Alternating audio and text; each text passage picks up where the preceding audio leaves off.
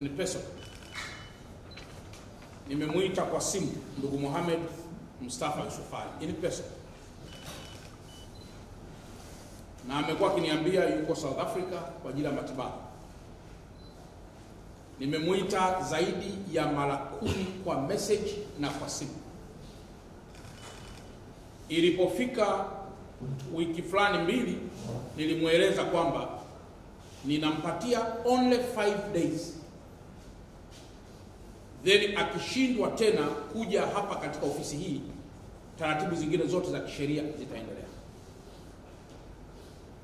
Na ndugu Mohamed Mustafa Yusufali amekuwa ni mtovu wa nidhamu wa kutumia majina hata ya familia Mheshimiwa Rais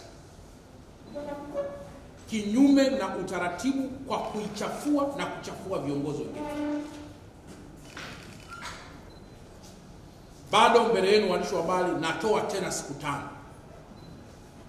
kwa Mohamed Yusufali aje mwenyewe kama alivyoitwa kwa mkuu wa mkoa na kwa jeshi la polisi.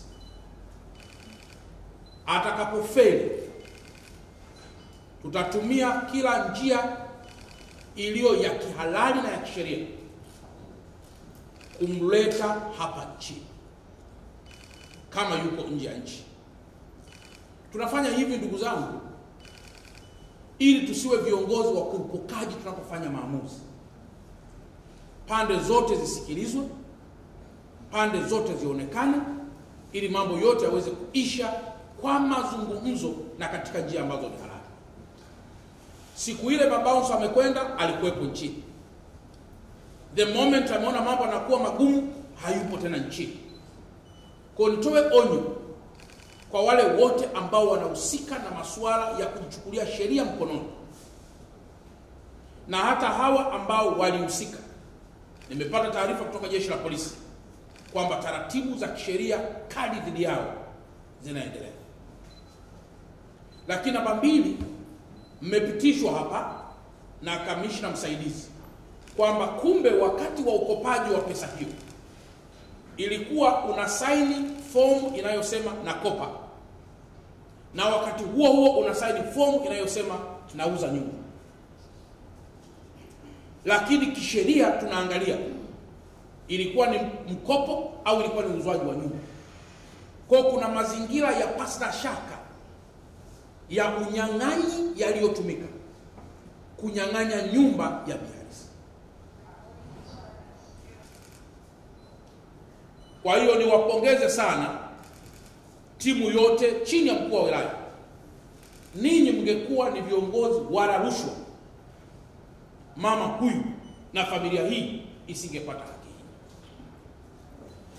Kutokana na alipoongea mkuu wa mkoa na viongozi wote wa serikali, ili jambo sitaki kulieleza tena kwa sababu limezungumzwa. Nipende kumshukuru Mheshimiwa Rais kwa kutuitikia sisi wa Tanzania na kusikia vilio vyetu, lakini pia nipende kumshukuru mkuu wa mkoa kwa kuweza kufika mapema sana pale nyumbani na kutusikiliza. Namshukuru pia mkuu wa wilaya pamoja na vyombo vyote vya dola ambao walisikia swala letu na wakatia nguvu kubwa sana kulifuatilia kwa kina.